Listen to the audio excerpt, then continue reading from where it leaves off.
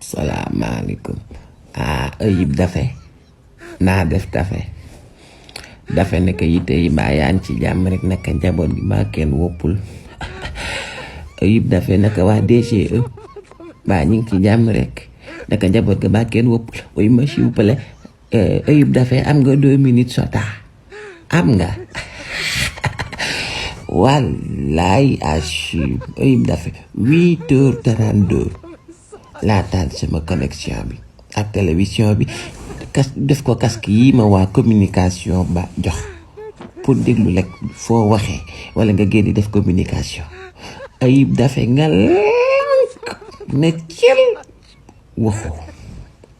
waaye yow Ayib Daffé tey jii est-ce que je dois aller ko s'il vous plaît question la rek. wallaay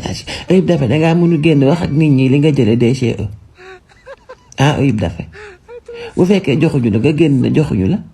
bu fekkee dañ laa jox na la bu ko mag yëg nga génn tamit wax rek xool noo ñu ko piché wax ñu ko bañ comprendre na jox nañ la yow tamit nag Ayib Daffé ba ma wallaay Achim Ayib Daffé ca suba ba léegi boobu buy metti laa yendoo ndax nekk di xalaat fiche de parrainage ban chiffre la ñuy am ak nu mu mel. yow tamit Ayib Daffé nga lànk rek na doo génn wax ak nit ñi Ayib Daffé dañ laa liggéey ci diggante bi non damay laaj la question la Ayib Daffé yow tamit nag yërëmanti Sénégalais yi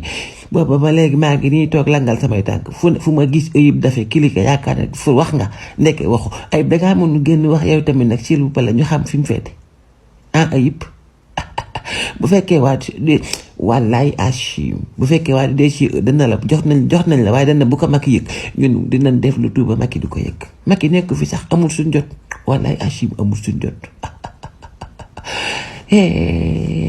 fiche de parrainage yi bu ma def loo wul yàlla baax na waa Ayib yow tamit nag bu fekkee mënoo def déclaration yi yow message ma yow tamit nag ma xam la xew dañ kumpaak may rey de wallaay Achim dañ kumpaak may rey. wallaay Achim gone gii Ayib Daffé moo xoromu rek.